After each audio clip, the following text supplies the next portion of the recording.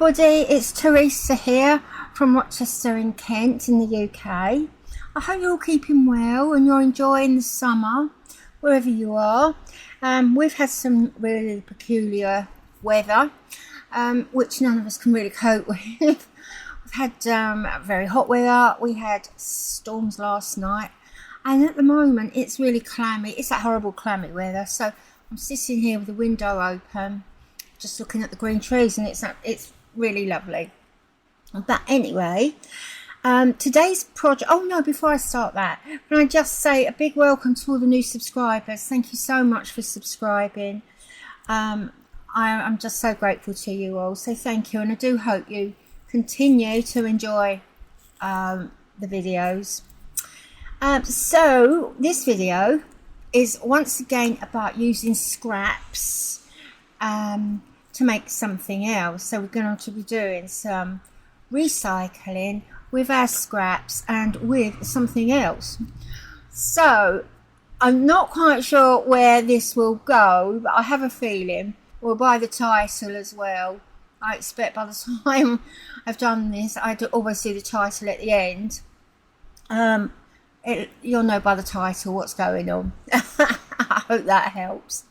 So the scraps we're using today, usual fabric scraps, just a few, but basically wool. I fancy working with some wool. I haven't worked with wool for so long, and I've just got that feeling that I just want to feel some wool. Normally I get this feeling in the autumn, when the nights start drawing in and it gets cozy in the living room and dark nights and that is when I tend to turn to knitting and crochet. But for some reason I've got that feeling at the moment.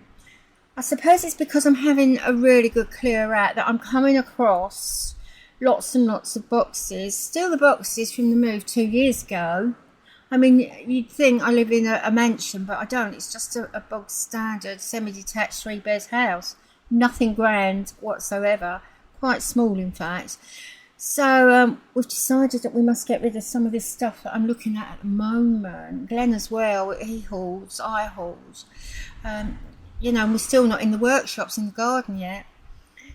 So that's where we are at the moment with the workshops that we've had, well, almost a year maybe, and I'm still not in mine. You know, and at this point I really have reservations whether I'll ever get in there, to be honest. Still no electricity, and the joy, the excitement I felt a year ago is gradually dwindling. But anyway, that's another story. Back to the boxes and lots of pieces of wool like this. Well, actually a big bag of wool like this and some granny squares. Now, goodness only knows when these granny squares were made, and I have quite a number of them here. So I've decided to use these. Now, I don't want to do the granny Afghan blanket that lots of people do, which I've done as well with granny squares. I want to do something else. So I decided that I'm going to take a bag for life. You can see this bag here. It's just a gold standard bag for life that we all have to use now. And I'm going to possibly cover it or use it in some way. So I'm going to recycle or upcycle, not sure yet, some of this with lots of this and some of these. Okay, so it's all juggling balls in the air at the moment. Have a rough idea where it's going. So that's all I can say for the time being. So you know what you say now? Grab your coffee or your tea, put your feet up and have a little bit of me time. And for this one you might need a few headache tablets. Okay? I know I certainly do. But anyway, let's crack on and we'll see where we go. By the way, these bags now are quite expensive. So I'm not going to use this one. I should use another part of the stash of squares that I found. I've got some more behind me. What I'm going to do, because this isn't actually about crochet, it's about making something from crochet squares, I'm going to skip through a quick demonstration for those of you who haven't done crochet before.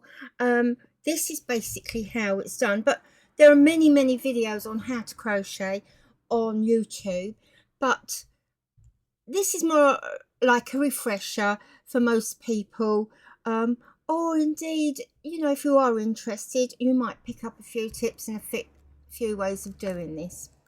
Right, now in case this gets a bit too small, I have got a selection of my big crochet hooks here, which I will switch to show you how these stitches are done, but it is really simple. Now I don't want to waste too much time, so I'm going to make this as big as I can.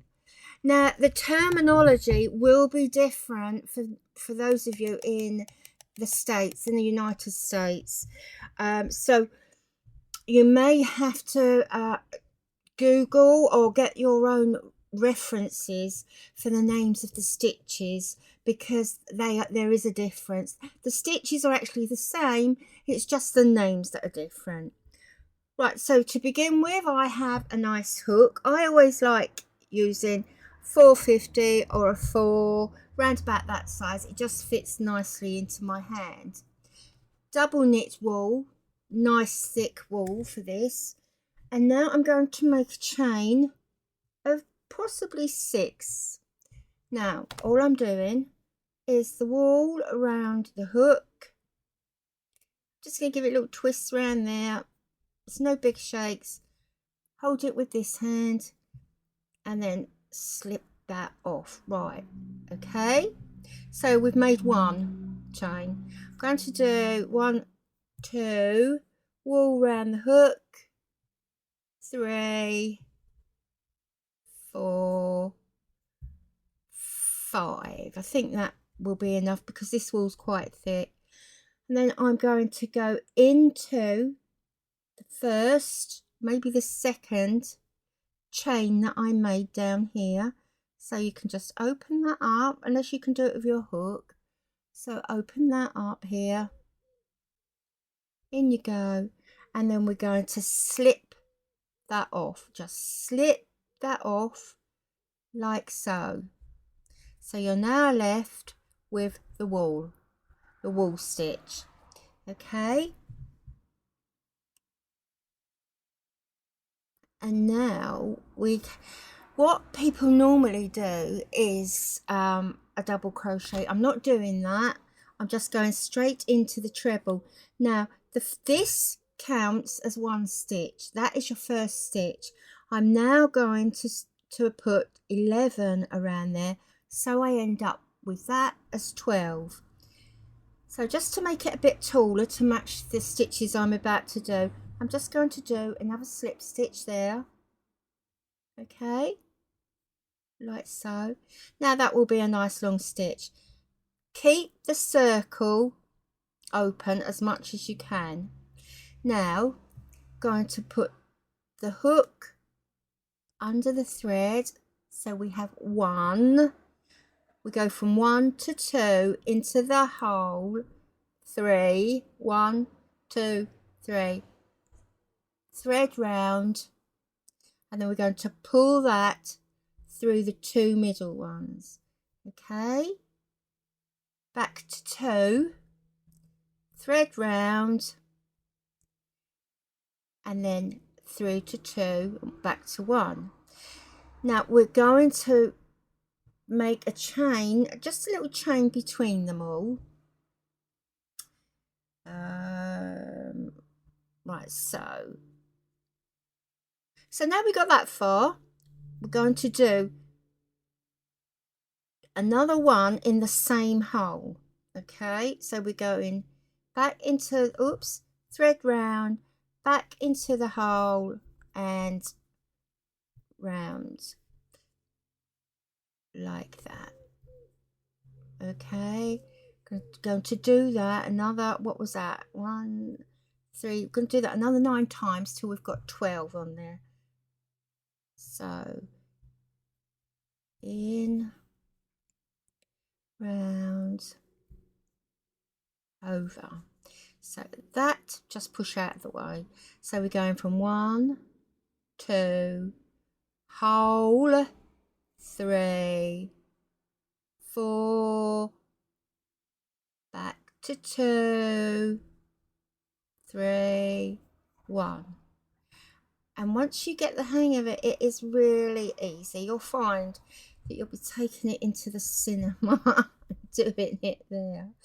Right, now I'm going to do this all the way around. And the last one is 12 into the hole. So that is the last one.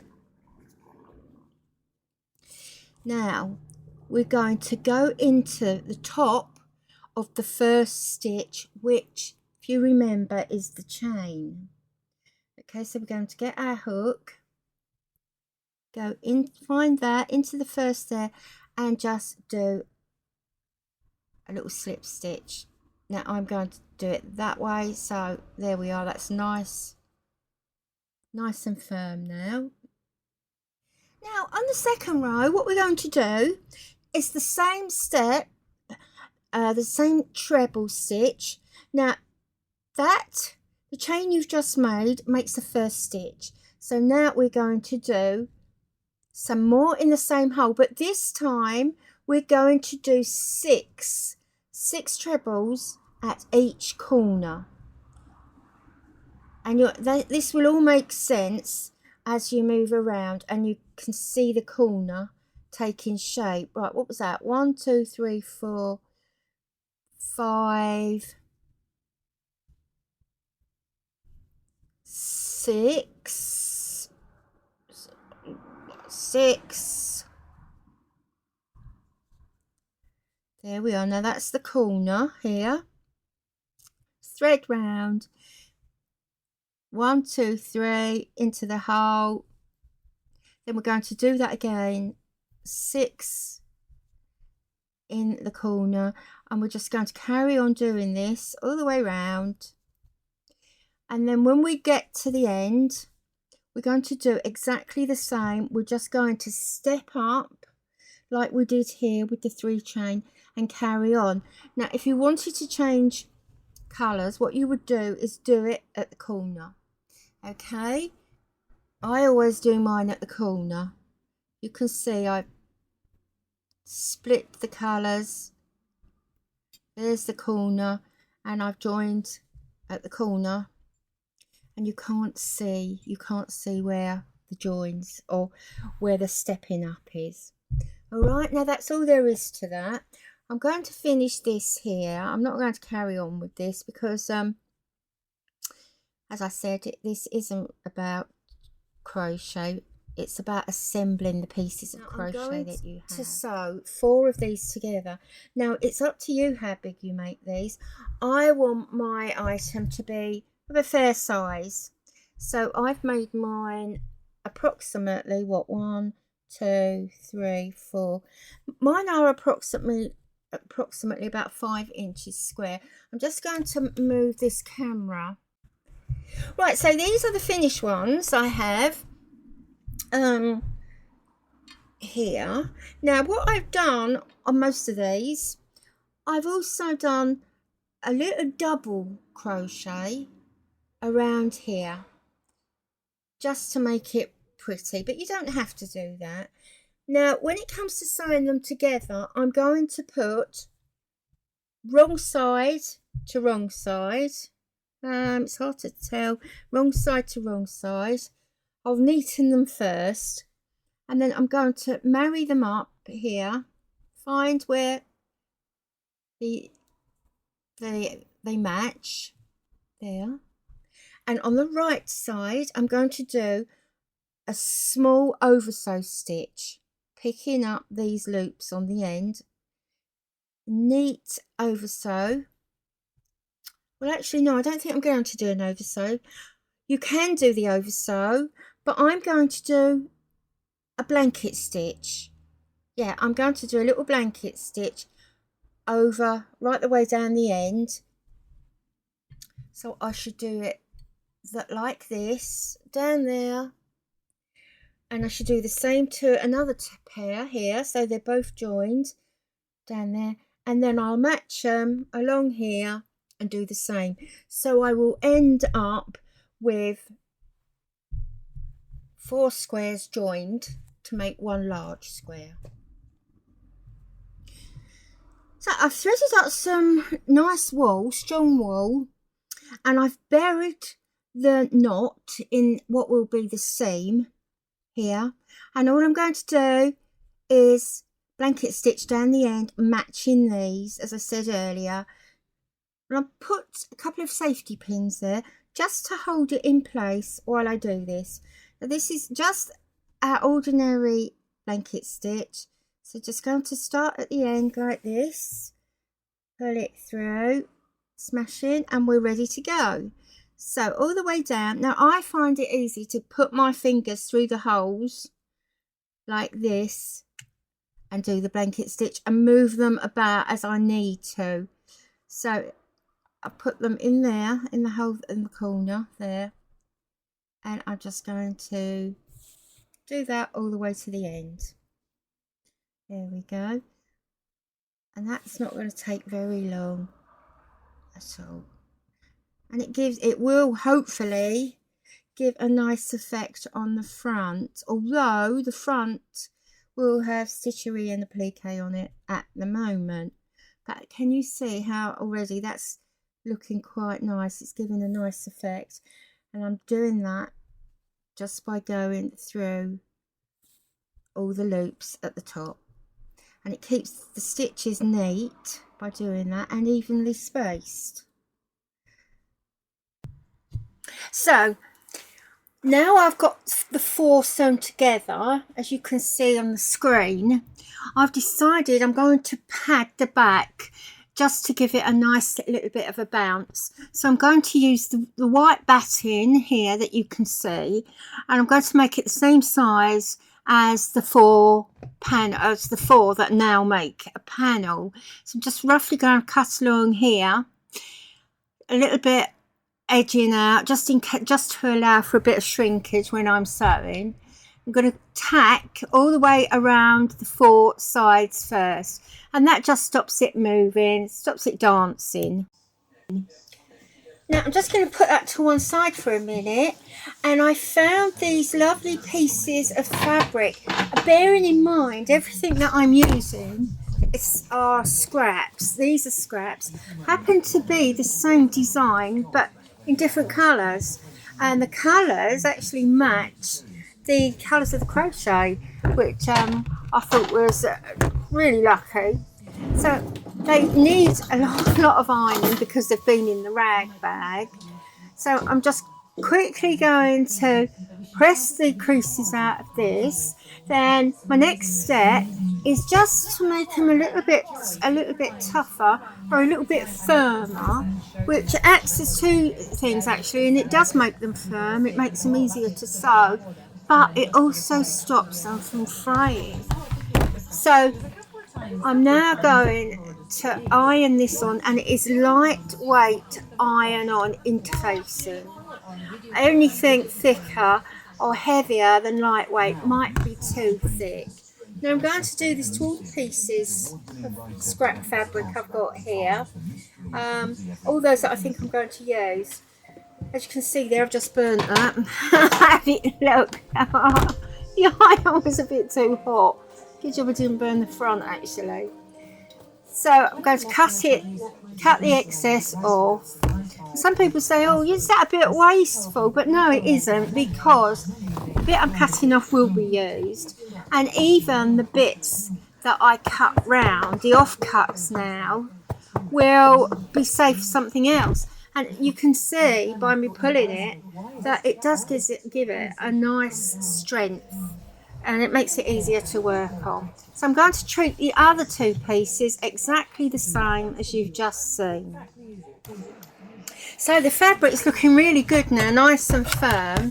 Now I'm going to cut out some of these motifs that you can see on the screen, and this is a really nice thing to do.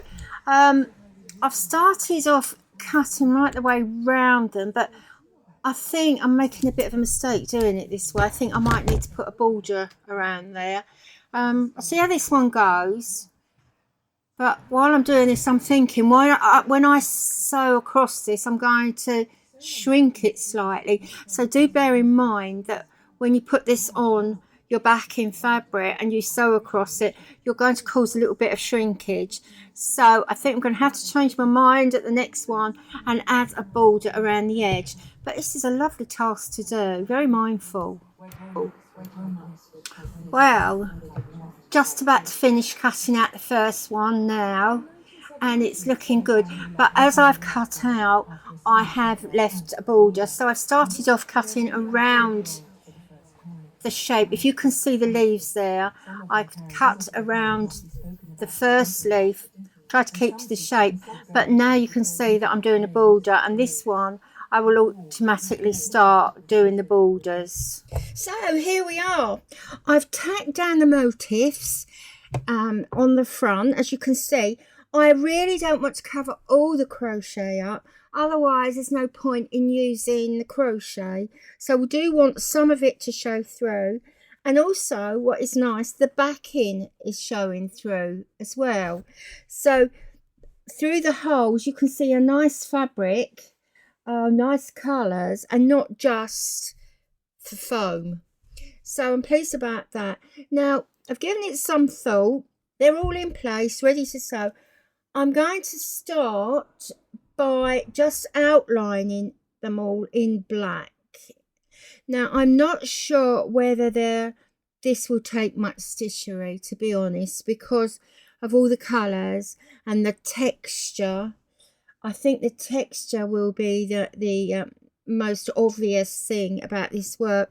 We have a variety of textures here and here, so I'm not sure how much stitchery it can take, but I'm going to play that by ear, and I'm going to spend this evening sewing these on with black thread, nice long needle, sharp end to go through all the fabrics there. And I'm using 6 strands, okay, and my chosen stitch is going to be chain stitch. So I want to start somewhere light where you'll be able to see what I'm doing right here. Okay, so just ordinary chain stitch. I'm going to start in the middle so you can see what I'm doing. Let's start there. Right, so from the back, I always knot from the back right the way through these layers, and there's 1, 2, 3, 4 with the motif, 5 layers, so you want a really nice point there, and then just a regular chain stitch. So back into the hole. Let me make this bigger, although I'm sure you all know what chain stitch is.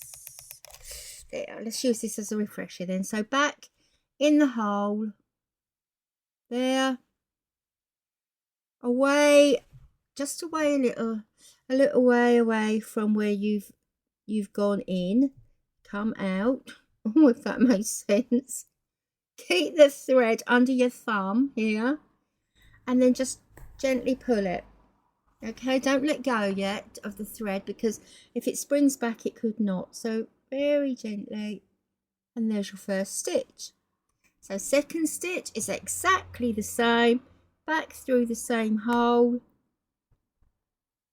come out where you want your stitch to end.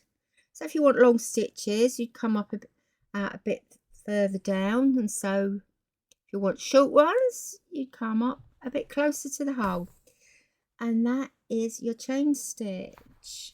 And I am liking the look already. I thought if I put too many colours on here with the stitchery, the whole thing will just disappear into all the colours on the background. There we go. Now I'm going to do this all the way round, okay? And as soon as I've done that, I'll get back and show you. Well, these are completed now. It took a couple of days. I didn't do them all in one evening, so yeah, it did take quite a time to do. I've added some beads. I've added some more beads here, some long beads there. I've done any stitchery on this one. A little bit of running stitch on there. Didn't actually think that it needed much.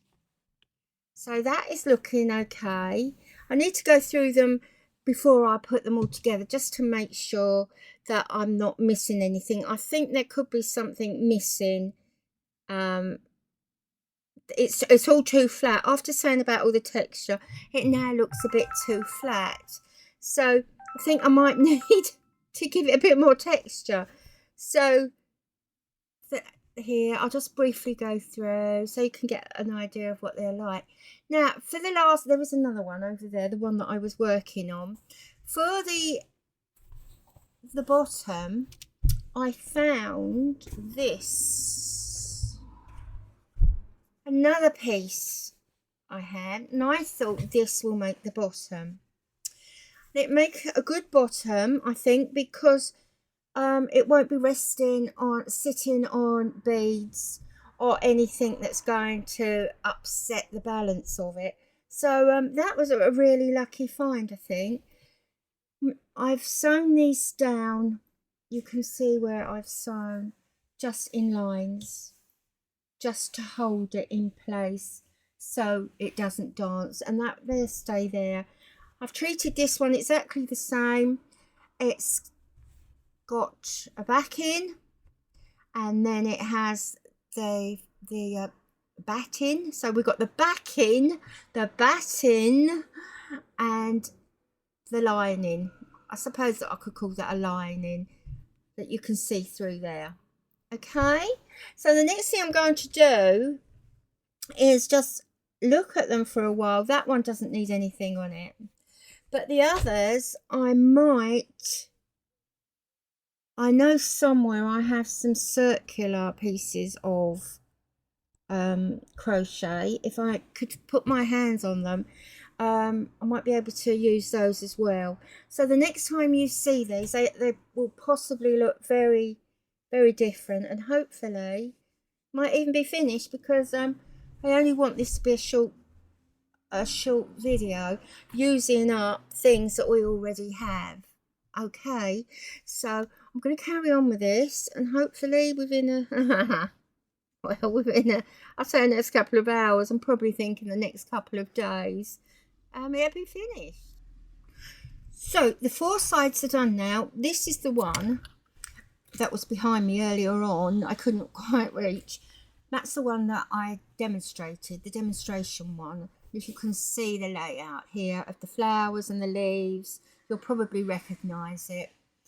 The center here, I just put some beads. I'm not adding any more beads to this, because I think this one, because it has 4 flowers and lots of foliage, I think there's enough going on. Particularly like the way these work, that single chain stitch around there, and then above it straight stitch. Now they've all got some chain, chain. Oh, that one hasn't got any chain stitch on it.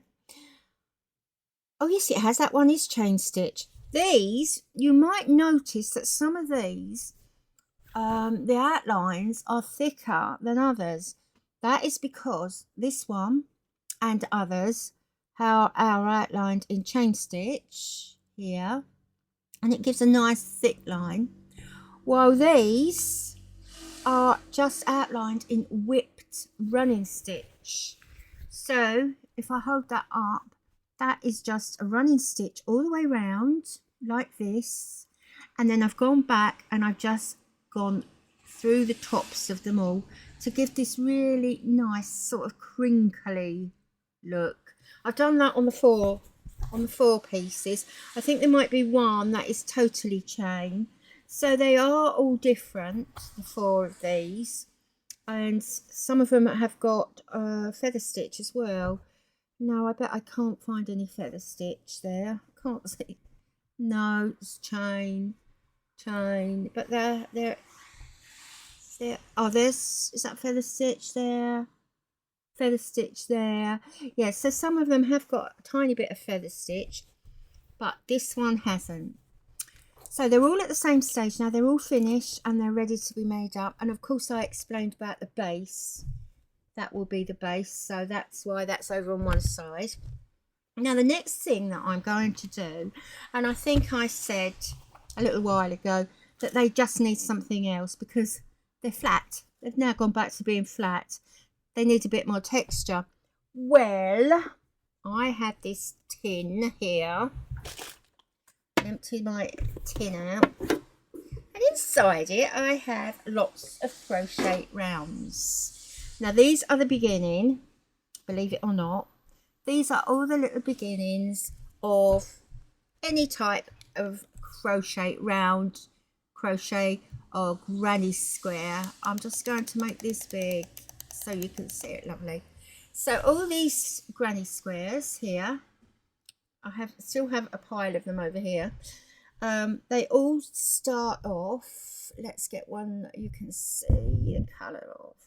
Right, they all start off like this. Now we went through this earlier on briefly. They all started off like that. That is what that was before I divided the stitches and started patterning it into groups. Okay, so I have many of these, lots, and some of them are different sizes as well. Now what I've done with some of these, I've actually made flowers out of them with different sizes, different size circles. So there's one there. Some of these need to be made up. There's another one. They're very OTT, over the top, but I like them. And I've got some more here. That one is crochet with a chain stitch, just a line of chain, whole line of chain, just doubled round into petal shapes and then crocheted between. So you can experiment with crochet, and it is lovely just to sit and play with. We're not doing examination work, we are doing arty crafty work, so just sit and experiment and see what you come up with, all sorts of things. And don't forget, unless you're following a pattern for a cardigan or baby's wear or whatever, you can't do it wrong. You just cannot do it wrong. And that one there is quite pretty as well. That's the back of it, and the back is actually nicer than the front. But anyway, I digress. So what I've done with these, I've just added a few different sizes, a couple of different sizes, and I put them together like this. So I call that a medium size one, and then I might have, let's have a look, a smaller one there, which is quite nice actually because it brings out the colour here. And then I might put them on a larger one. So if you start collecting them, or maybe of an evening when you're just sitting watching the TV, because you don't have to look at this once you get the hang of it, just start making making flowers like this. So that is how I've made the flowers, just different sizes built on this. So if I take the groups of this out, just pull those stitches out like that, and just finish that off there, loop that round so it doesn't undo, like that, cut it, there, I have another one. Okay, and all I've done then is just gone round the edge with a black thread, just in and out, slip stitch or double crochet all the way around in the holes. Now the bigger these get, the more that you need to increase the stitches you use, otherwise you end up with something like this. Right, now can you see how this is curling? It's going to almost like a bowl shaped there. That is because I didn't increase the stitches going round the pink. You see the pink line there? I didn't increase the stitches. I still put one stitch in each hole. Now to avoid that tightness and that bowl shape, you need to put 2 stitches in each hole. Let me see if I can find one with that you can see. I think you might be able to see 2 stitches in those.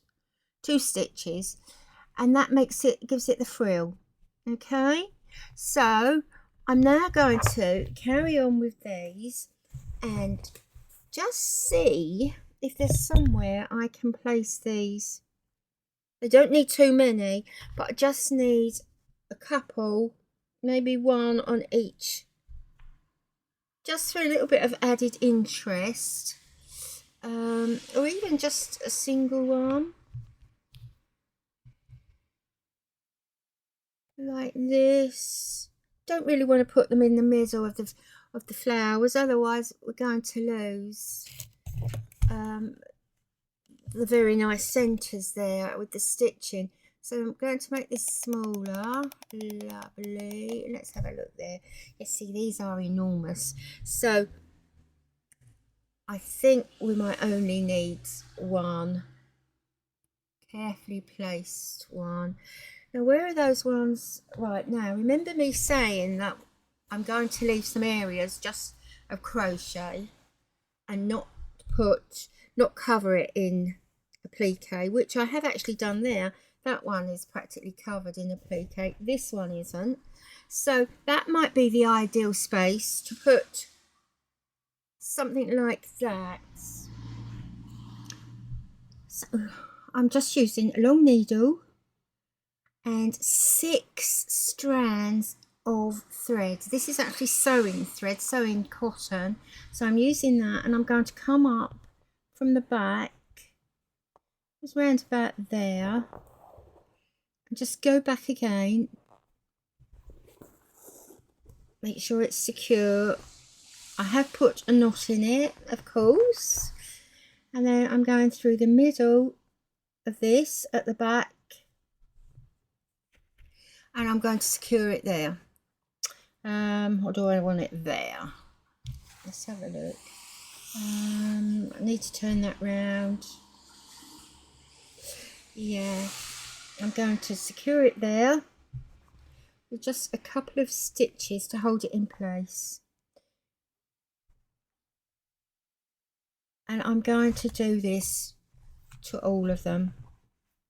So each side or each panel should have a large flower. Well, I've put the flowers down, so now each panel has got a flower on there somewhere. I've also tried to marry up the colours a little bit. Having said that, I can't see any green on this one, so I'm just going to run through them. 1, 2, and that green is the same as that green there. Let's have a look here, and we have another green here which isn't quite the same as that green, but it's near enough. But we've got the same colour there as we have over there. And the last one is this one. Lots of white going on there, white and black. So we have the white and we've got the black. So I think they look okay. I won't really know now until I assemble them. And if they don't, I'll just take them off, I expect. But each one as well has got a tiny little bead there.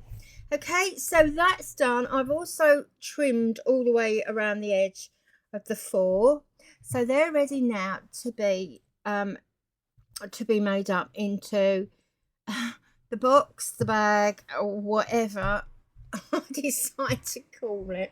Okay, now these are too big to get under the camera here to show you how I'm going to construct it. So I'm just going to show you on these little ones here. Now, if you imagine these are the panels, I've got a center panel here. Really pull that up. Got the center panel here. Now this will be the base. So this will be in that. Okay, so if you imagine that is now the base. And then I'm going to sew each one of the 4 panels along the edge, one edge of the center. Now these are the sides. Okay, so you end up with a cross like this, and these will be attached down here, and along there and there. And I shall do that wrong sides together. So I'm going to get the wrong sides together and then do as I did with the 4 that make up each panel. Do a nice over sew or blanket stitch along there. Okay, so we're going to be able to see this. So there's the base again, and here we have the sides. Now then, I expect you all know where I'm going with this now. I'm going to pick each one up like this and sew down the sides. I haven't got enough hands for the last one there, but I'm sure you get the picture. They'll all be joined on the side. So obviously this bit here will be the top, and then I can start thinking about a lid, put a lid on there or not. I do have enough of these left to make a lid. In fact, I've got 2 there, 2, 3, 4, 5, 6. But I'm going to play that by ear and just carry on now with sewing the sides together. Well, I made the panels up into a bag, and I've actually put the bag for life inside and secured it with a blanket stitch all the way around the opening. You can just about see the black wool that I've used. I've put I started with a blanket stitch and then 3 rows of crochet going through the loops of the blanket stitch. So here you can just see me finishing off one of the rows. Here I'm bypassing the handles. I'm managing not to take the handles off at the moment, but I think I will have to. And this is a very easy thing to do. I started off in blanket stitch and then went to treble crochet. And here it is, completely finished. It's too big to get under the camera, so I've had to do this on my phone, but you can see it now in its entirety. The bag for life is inside. You're now looking at the front panel, and the handles of the original bag for life are still in place. I did have to take them off. Now the top, the edging, I crocheted enough rows to be able to turn them back inside the bag. So when you look inside the bag now, you've got a nice neat opening. I'm quite pleased. The red cushion inside is just so to help you see the shape of the bag and that it can stand up. So I hope you enjoyed that. I enjoyed it. It was totally different. If you haven't subscribed, please think about subscribing. And please all take care, and I'll see you next time.